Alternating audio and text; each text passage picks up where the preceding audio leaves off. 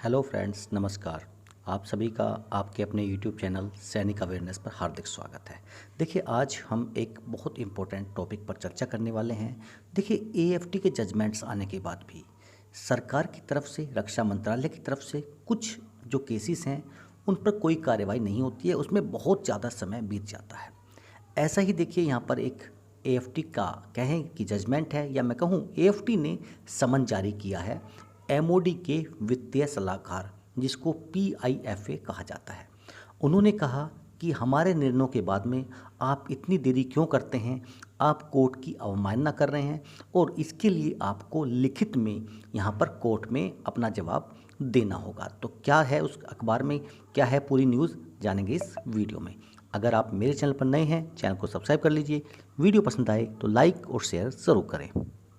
MoD financial adviser under AFT lens for delay in action on judgments. तो देखिए, यहाँ पर जो बोला गया है, unnecessarily impending financial concurrence to benefit granted to the military widows and disabled veterans as well as willful disobedience। तो कि यहाँ पर बोला गया है willful disobedience, यानी जानबूझ के अवहेलना करना, हमारी बात ना मानना, has brought to the principal integrated financial advisor PIFA posted in the MOD ministry of defence में जो उनके फाइनेंशियल एडवाइजर हैं PIFA, उनके बारे में यहाँ बोला गया है under the judicial scanner of various benches of the armed forces tribunal.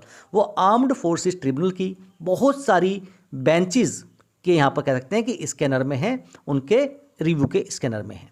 There are several cases pending before different benches of AFT where the tribunals have reprimanded the PIFA. जहाँ पर यहाँ कह सकते हैं कि पीआईएफए के बारे में यहाँ पर काफ़ी कुछ बोला गया है, उनको रिकमेंड किया है।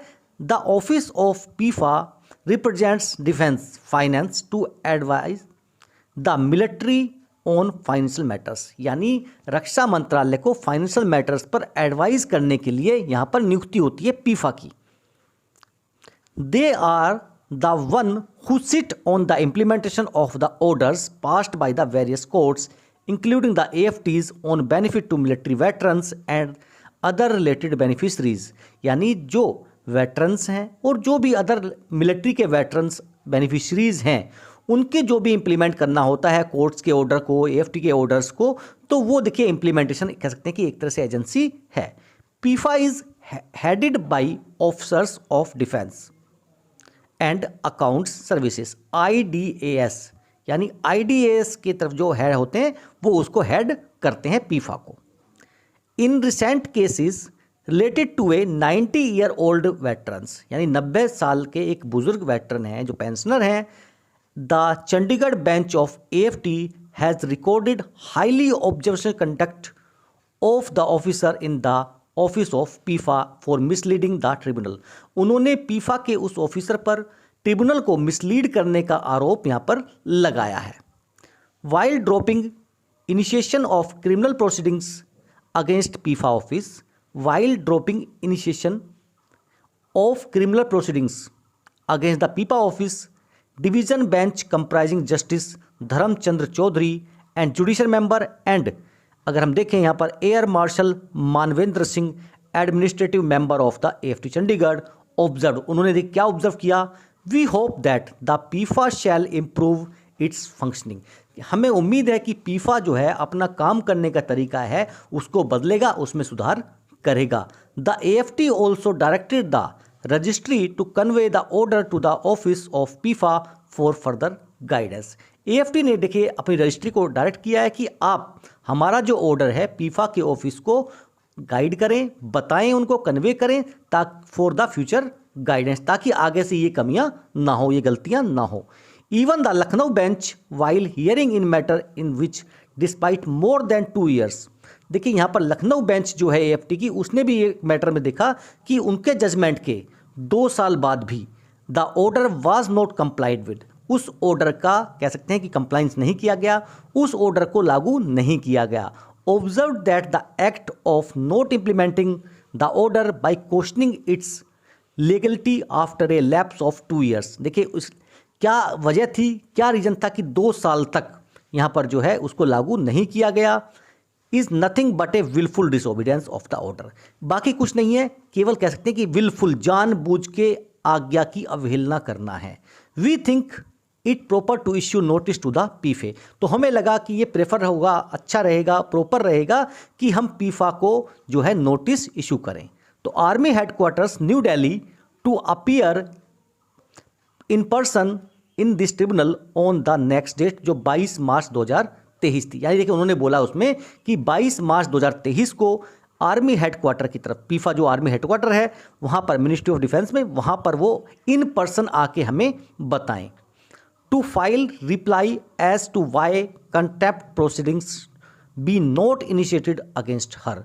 देखिए वो एक लेडी हैं जिसकी बात की जा रही है यहाँ पर, जो आईडीएस से हैं, पीफा की हेड हैं। तो क्या उन्होंने उनसे क्या बोला है कि देखिए हम उनके खिलाफ क्यों ना प्रोसीडिंग्स करें, कौन सी अवमानना का कोर्ट जो है, केस जो है क्यों ना दाखिल करें, वो यहाँ पे आके हमें लिखित रिप्लाई दें। Observed AFT Lucknow bench comprising justice Umesh Chandra Srivastava judicial member and major general Sanjay Singh administrative member. देखिए यहाँ पर the AFT also observe that apparently PIFA is sitting over the order passed by the tribunal as a court of appeal and analyzes the merit of the order by exercising a jurisdiction vested in court of appeal। देखिए यहाँ पर एक बहुत important टिप्पणी की गई है कि AFT ने ये भी ऑब्जर्व करता है कि पीफा एक तरह से क्या है, एक अपीलेंट ऑथोरिटी की तरह वहाँ पर उन फाइल के ऊपर, उन जजमेंट के ऊपर बैठ गया है जो यहाँ पर कोर्ट ने यहाँ पर क्लियर किए हैं। This act of PIFA comes with the purview of the order of contempt it observe. तो उनको लगता है कि ये जो है पीफा का करते हैं जो काम है, ये एक तरह से ऑर्डर ऑफ कंटेम्प्ट के अंदर आता है। Meanwhile sources confirm that hundreds of files proceedings by the army headquarters for implementation of AFT orders, which are covered by Supreme Court and High Court judgments and by instructions issued by the MOD, are being held up due to multiple objections by the PIFA। उन्होंने ये भी बोला है, देखिए जो high court, supreme court के फैसले जो हैं उनको भी लागू ना करने के पीछे उसमें बहुत सारे ऐसे ऑब्जेक्शंस हैं जो पीफा द्वारा डाले गए हैं।